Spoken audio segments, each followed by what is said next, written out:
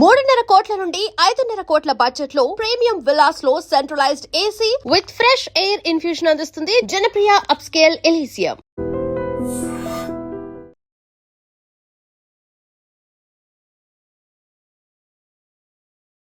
Welcome to I dream. నేను ఉదయశ్రీ. అమెరికాకి Trump అధ్యక్షుడయ్యాక visa నిబంధనల్లో కొత్త మార్పులు తీసుకొస్తూనే ఉన్నాడు. రీసెంట్గా కూడా ఇంకో నిబంధన, వీసా బాండ్ రూల్లో ఇంకో నిబంధన వచ్చినట్లుగా తెలుస్తోంది. కాకపోతే అందులో ఇండియాను మినహాయించాడు.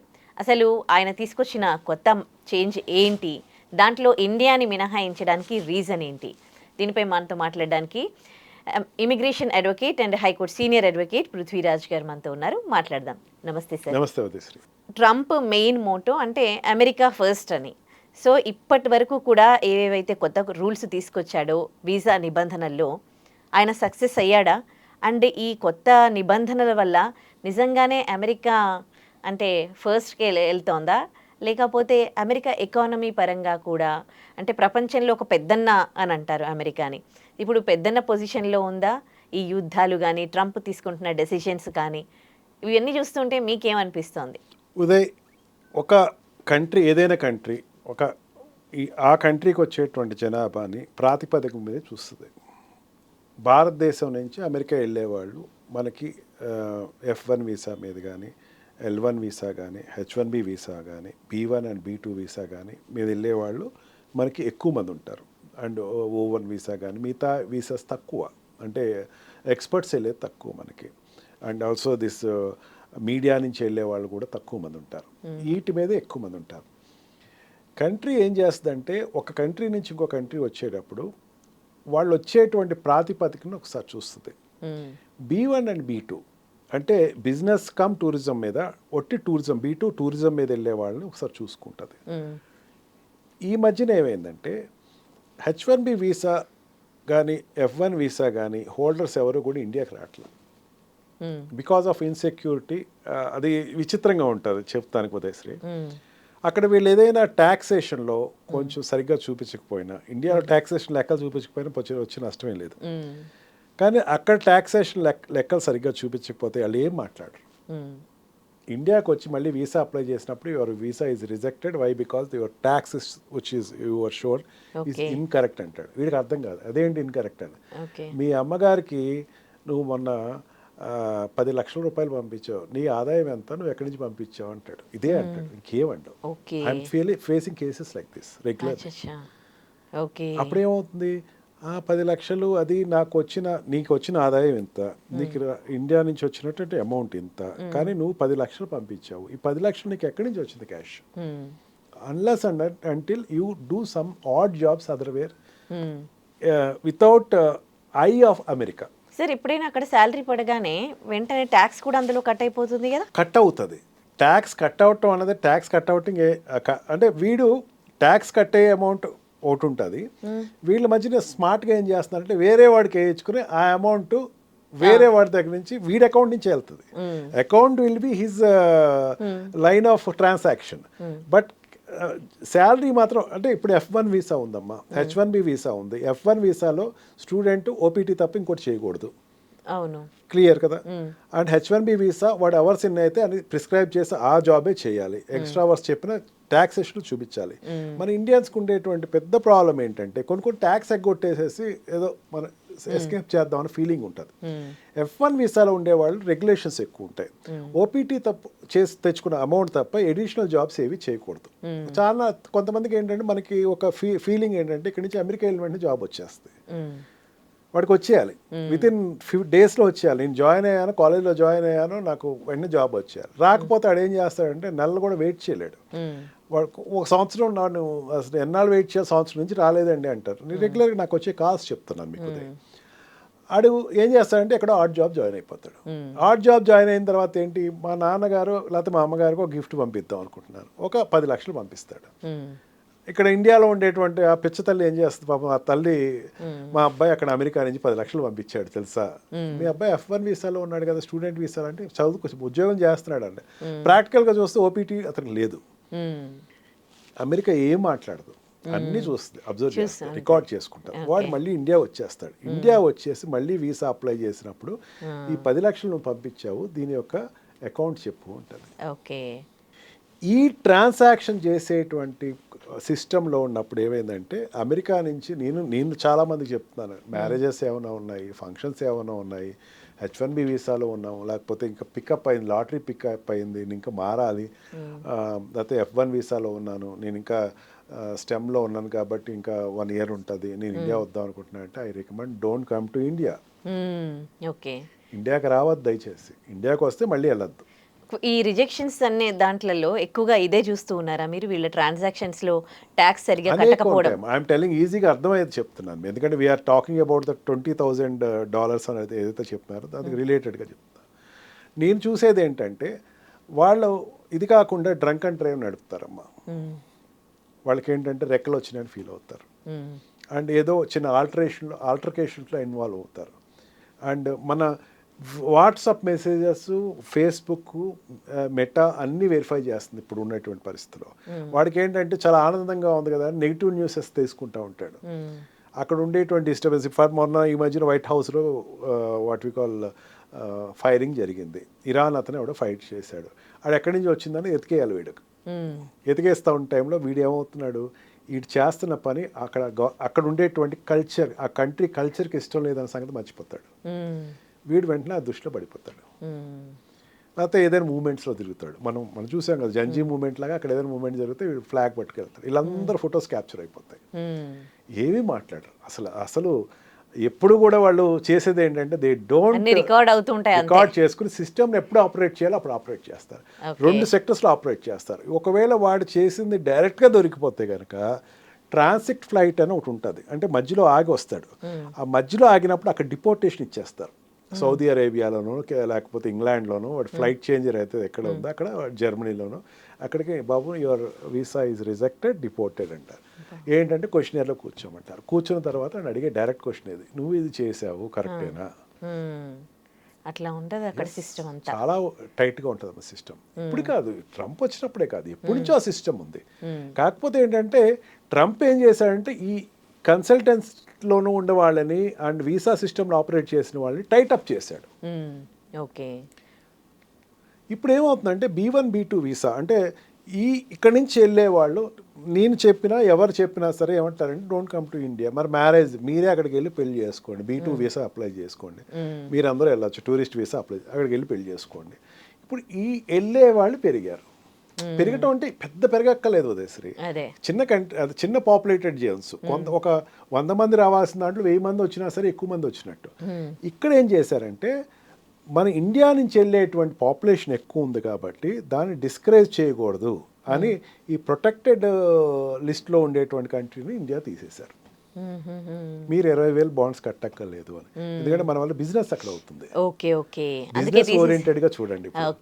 ఇప్పుడు ప్రొటెక్టెడ్ కంట్రీ అంటే కొంచెం డేంజరస్ గా ఉండే కంట్రీస్ ఏమున్నాయి, Philippines, Taiwan and African countries కొన్ని, ఈ నేపాల్, భూటాన్ వీటిపైన కూడా వేశాడు.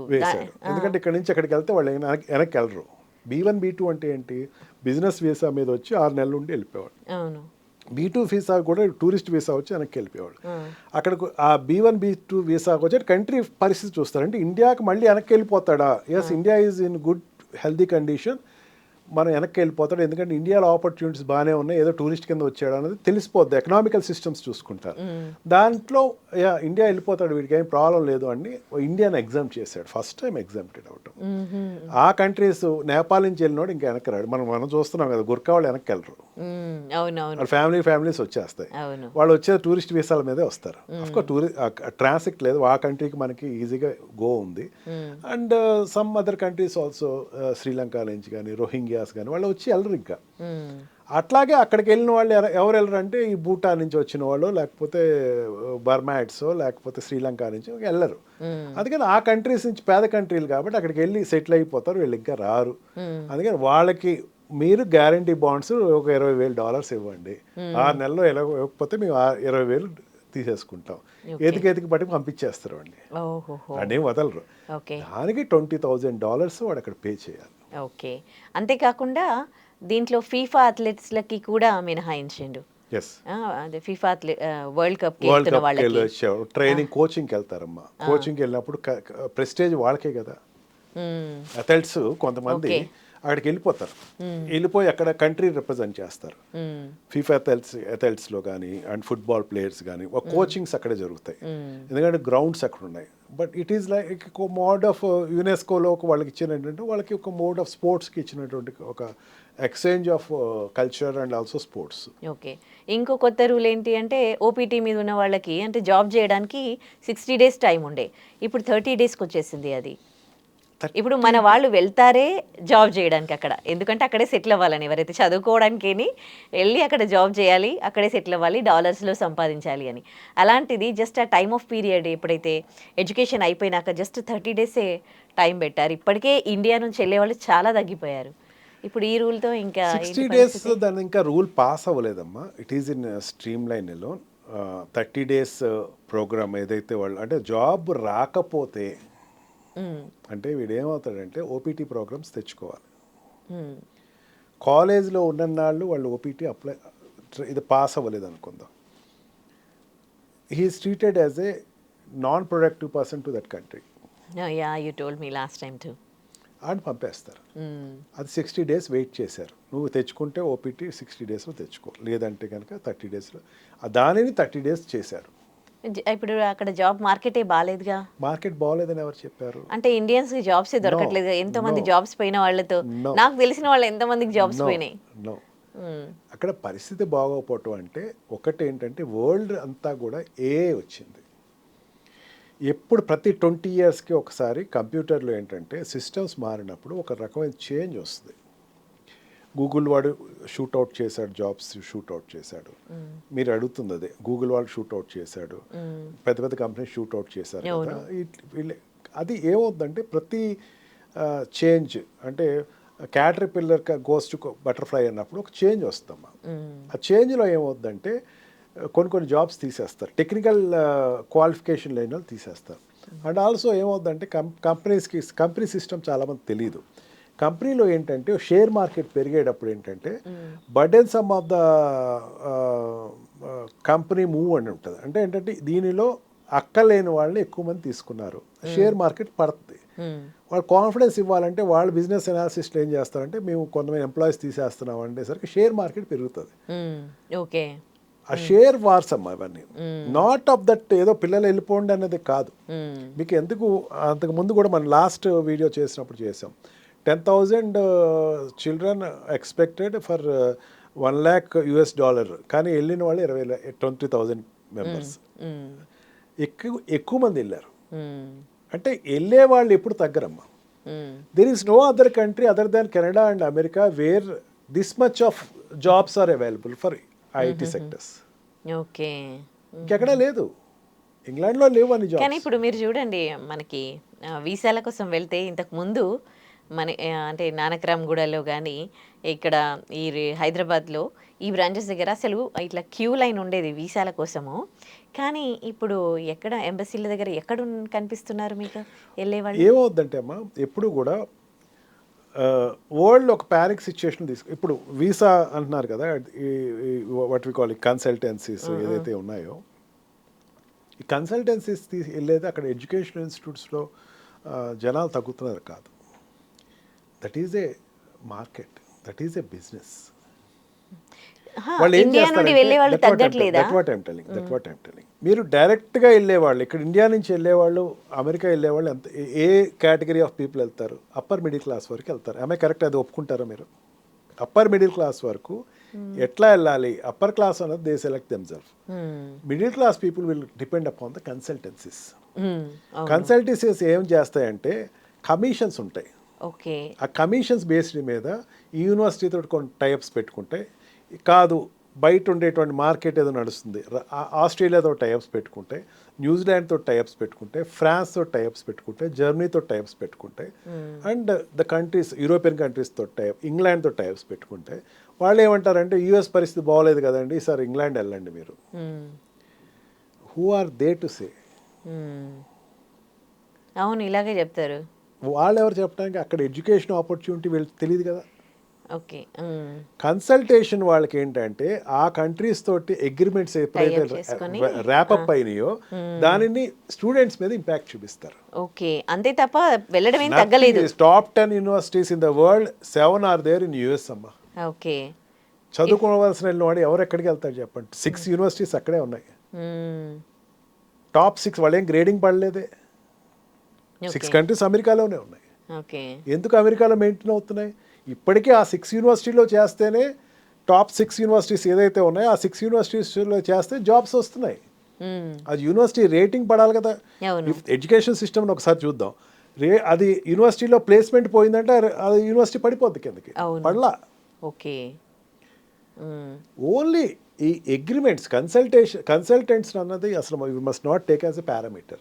నానక్ రామ్ కూడా ఏదో కన్సల్టెంట్స్ ఉంటారు, వాళ్ళ బిజినెస్ వాళ్ళు చేసుకుంటారు. ఐఎమ్ నాట్ ఎవరిని తప్ప అంటలేదు, but still America there is a hope. అయితే F1 visa time of period కూడా 4 yearsకి కుదించారుగా ఇప్పుడు మరి. F1 వీసాలో ఏమవుతుందంటే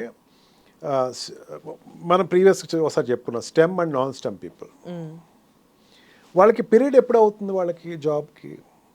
2 years ఎడ్యుకేషన్ తర్వాత 3 years. 3 years తర్వాత 2 years, 6 years, 5 years. 3 years education, 2 years, 5 years. 5 years దాన్ని 4 years చేశాడు. అవును. మీరు ఏది చూసినా సరే take it as granted that వాడు ఒక పాలసీ చెప్పడం వేరు, బిల్లు రావటం వేరు. మన ప్రీవియస్ మనమే ఇంటర్వ్యూ చేస్తాం $1 lakh గురించి. పర్వట్ అయ్యాం, మనం కూడా భయపడ్డాం $1 lakh ఎట్లా. Now $1 lakh is not there in. అవును, కోర్టులు ఒప్పుకోలేదు. సేమ్ థింగ్ ఇది కూడా అంతే. ఇది కూడా అట్లా జరుగుతుంది, రాసుకోండి కాస్త. ఓకే. బికాస్ స్టూడెంట్స్ని ఎట్లా ఉండాలి అనేది గవర్నమెంట్ నిర్దేశించట్లేదు. స్టూడెంట్ ఎట్లా ఉండాలి కాకుండా వాడు ఏం చేస్తాడంటే, గవర్నమెంట్ ఎప్పుడు ఏం చేస్తాడంటే సెక్యూరిటీ సిస్టమ్ పట్టుకుంటారు. వాళ్ళ దగ్గర ఒక సెక్యూరిటీ సిస్టమ్ ఉంటుంది, ఎలియన్ ప్రొటెక్టింగ్ సెక్యూరిటీ సిస్టమ్, ఎలియన్స్ని చూసే సిస్టమ్. మనల్ని ఎలియన్స్ అనే పిలుస్తారు, పరాన్న జీవులు అని పిలుస్తారు మనల్ని తెలుగులో చెప్పాలంటే. ఇంకా ఇతర గ్రహాల నుంచి వచ్చారని చెప్పారు. వాడు చాలా బ్యూటిఫుల్గా చెప్తారు, యువర్ ఎలియన్ అంటాడు. Your Indian and, your America, your non American and, your alien అంటాడు. వీళ్ళని చూసేటప్పుడు ఏంటంటే డెఫినెట్గా ఆ కంట్రీస్ వాడికి ఇచ్చినటువంటి కేటగిరీ ప్రకారం ఒక ప్రపోజల్ తీసుకొస్తారు. But government had her own constitutional limits. Student నిర్దేశించాల్సింది యూనివర్సిటీస్, గవర్నమెంట్ కాదు. సెక్యూరిటీ రీజన్స్ తోటి మాకు ఇంత కావదు, ఈవెన్ $1 lakh కూడా అదే పెట్టింది. సెక్యూరిటీ మాకు ఇదిగా ఉంది, అందుకని $1 lakh చేయండి. దాన్ని ఒప్పుకోలేదు ఫెడరల్ స్టేట్. అంటే ఇండియా ఒక డిసిషన్ తీసుకుంది అనుకోండి, మోడీ గారు ఒక డిసిషన్ తీసుకోవాలి. అక్కడ అట్లా ఉండదు, ఫెడరల్ స్టేట్స్ డిసైడ్ చేయాలి. స్టేట్స్ డిసైడ్ చేయకుండా ఆ ఏ డిసిషన్ తీసుకున్నా దట్ విల్. మీరు అంతకుముందు బర్త్ సిటిజన్షిప్ తీసేశాడు. చాలా మనం ఐ డ్రీమ్లో అయితే చాలా వీడియోస్ చేసాం. అన్ని ఫెడరల్ స్టేట్స్ కోర్ట్స్ వ్యతిరేకించినాయి. ఈరోజు బర్త్ సిటిజన్షిప్ కంటిన్యూ అవుతుంది. $100 తీసేశాడు, $1 lakh తీసేసాడు, ఇంప్లిమెంట్ చేశాడు, అది పోయింది. అంటే ఇవన్నీ కూడా ఒక పాలసీ తీసుకొస్తాయమ్మా. ఆ పాలసీ ఇంప్లిమెంట్ అవుతుందా లేదా అన్నది, ఒకవేళ ఫోర్స్ఫుల్గా ఆర్డినెన్స్, ఇండియాలో అయితే ఆర్డినెన్స్ అంటే అక్కడ పాలసీ, అది ఇంప్లిమెంట్ అయ్యే టైంకి again the legal battle will happen. After the legal battle comes, అయిపోయిన తర్వాత దాన్ని we have to take it as ఇట్లా అయిందా అనుకోవాలి తప్ప ముందు జరిగే పాలసీస్ ఏది కూడా కార్యరూపంలో అవసరం. Okay, 1 more final questions. అక్కడ ఓపీటీలో ఉండి జాబ్స్ అంటే ఇల్లీగల్గా జాబ్స్ చేస్తున్న వాళ్ళు, మనీ ట్రాన్స్ఫర్ చేస్తూ ఉన్నవాళ్ళు ఇండియాకి, సో వాళ్ళు ఈ ట్రాన్స్ఫర్ చేయడంలో ఎట్లాంటి జాగ్రత్తలు తీసుకోవాలి ఈ ట్రాన్సాక్షన్స్లో? దయచేసి అది వద్దు అని చెప్తానమ్మా నేనైతే. బికాజ్ నేను ఇందాక చెప్పినట్టు జాబ్స్, ఓపీటీ జాబ్స్ ఉన్నాయి, లేకపోవటం కాదు. అంటే నేను ఎందుకు అంటున్నానంటే, మీరు సెలెక్ట్ చేసుకునే యూనివర్సిటీస్ చూసుకోండి ఒకసారి. మీరు ఇక్కడ మన హైదరాబాదే తీసుకుందాం. హైదరాబాద్లో what is the best university అంటే ఏం చెప్తాం? ICFAI ఉంది, లేకపోతే మన ఉస్మానియా ఉంది అని చెప్తాం. మీరు ఏదో ఎప్పుడు వినటువంటి ఒక యూనివర్సిటీ పేరు చెప్పి ఆ యూనివర్సిటీలో నేను సీట్ తెచ్చుకున్నానంటే విల్ యూ అప్రిషియేట్ ఇట్? చేయలేం కదా. అట్లాగే అక్కడ ఓల్డ్ యూనివర్సిటీస్ ఉంటాయమ్మా. వీడు ఏదో నాన్ లిస్టెడ్ యూనివర్సిటీ, మళ్ళీ అదే చెప్తున్నా, కన్సల్టెంట్ ద్వారా వెళ్ళిపోయి ఒక యూనివర్సిటీలోకి వెళ్ళిపోయి ఆ యూనివర్సిటీలో నాకు ఓపీటీ లేదు అని చెప్పేసి బాధపడితే government no person is responsible for it. నువ్వు సెలెక్ట్ చేసుకునే యూనివర్సిటీనే బెస్ట్ యూనివర్సిటీ తీసుకో, పోతే పోయింది. B2 వీసా మీద మీ పేరెంట్స్ని పంపించు, నువ్వు వెళ్ళు ఒకసారి చూడు అక్కడ పరిస్థితి. నువ్వు లాంగ్ టీవ్గా 5 సంవత్సరాలు 4 సంవత్సరాలు ఉందాం అనుకున్నావు, లైఫ్ లాంగ్ ఉందాం అనుకుంటున్నావు, ముందు వెళ్ళి వెరిఫై చేసుకో. లేకపోతే అక్కడ బ్యూటిఫుల్గా ఉంటుందమ్మా. ఓపీటీ వాళ్ళనే తీసుకుంటారు అక్కడ కూడా. వాళ్ళ అంబాసిడర్, కాలేజ్ అంబాసిడర్ కింద ఓపీటీలో ఉన్న వాళ్ళకే జాబ్ అది. వచ్చిన వాళ్ళందరికీ చూపిస్తారు ఇట్లా ఉంది ఇట్లా ఉంది. ఆ సిస్టమ్ నచ్చితేనే నువ్వు అక్కడ జాబ్కి వెళ్తావు. ఇక్కడ కూర్చుని ఇక్కడ ఏదో డ్రీమ్గా చూపించినటువంటి వీడియోస్ చూసి ఇదవ్వకండి. Go select your university first properly. అక్కడ యూనివర్సిటీ సెలెక్ట్ చేసుకున్నప్పుడు ఓపీటీ అనేది వాళ్ళు ఎంత పర్సంటేజ్ ఇంతకు ముందు ఇచ్చారో ఒక స్టాటిస్టిక్స్ రిపోర్ట్ తెచ్చుకోండి. స్టాటిస్టిక్స్ రిపోర్ట్స్లో కనుక 80% వచ్చింది, 90% వస్తుందని నీకు కూడా రేపొద్దున వస్తుందని అర్థం. ఓపీటీ వచ్చినది లేదు నువ్వు వెరిఫై చేసుకోకుండా అక్కడికి వెళ్ళిపోయి ఓపీటీ మా యూనివర్సిటీలో లేదు, అది ఒకటి సెక్టర్ అమ్మా. కొంతమంది ఏంటంటే ఈ రోజు వెళ్ళాను రేపొద్దున ఓపీటీ వచ్చేయాలి కాదు, యు ఆర్ ఇన్ క్యూ. నేను రిపీటెడ్గా చెప్తున్నాను, మన ఐడ్రీమ్ ద్వారా అక్కడ ఉండేటువంటి స్టూడెంట్స్కి అండ్ పేరెంట్స్కి చెప్తున్నాను. మనకి పిహెచ్డి చేసేటప్పుడు ఈ మెంటర్ కింద ఒక లెక్చరర్ దగ్గర లేకపోతే ఆ ప్రొఫెసర్ దగ్గర ఈ పిహెచ్డి స్టూడెంట్ ఉంటాడు, లేకపోతే అదే ప్రొఫెసర్ దగ్గర ఉంటాడు. ఆ ప్రొఫెసర్ యొక్క ఎవ్రీ వాక్ ఆఫ్ లైఫ్లో తిరుగుతూ ఉంటాడు. అదే రకంగా మీరు అమెరికాలో తిరగండి, ప్రొఫెసర్స్ తోటి సత్సంబంధాలు పెట్టుకోండి, హ్యాపీగా యూనివర్సిటీలోనే ఉండండి, మెయిన్ బయటికి వెళ్ళకండి. యూనివర్సిటీ క్యాంపస్లో ఉంటే ఓపీటీ ఖచ్చితంగా వస్తాం. రైట్, నేను వెరిఫై చేశాను. I have asked several people, దాంట్లో ఉన్న వాళ్ళకి వచ్చింది. బయటికి వెళ్ళిపోతారు, బయటికి వెళ్ళి ఓపీటీ లేదు నాకేమీ లేదు బయట జాబ్స్ చేస్తున్నాను బయట ఆర్ట్స్ చేస్తున్నాను, country will not accept you. Okay, and ఆ అమౌంట్ ఇండియాకి పంపించినాడు నీకు వల్ల కాదు. కొనేసుకోక వస్తాయి అక్కడ అమౌంట్ ఏదైనా ఉంటే స్పెండ్ చేసేసి. Right, don't try to send to India. మళ్ళీ ఇండియాకి వచ్చినప్పుడు మళ్ళీ నువ్వు వెళ్ళలేవు అక్కడికి. ఓకే, ఎప్పటికైనా సరే అది ఒక డాగ్మా కింద ఉంటుంది, రేపు నీ జాబ్ వచ్చేటప్పుడు అది చూపిస్తాడు. Right. Thank you for your valuable suggestions to us, sir. Thank you. Thank you very much.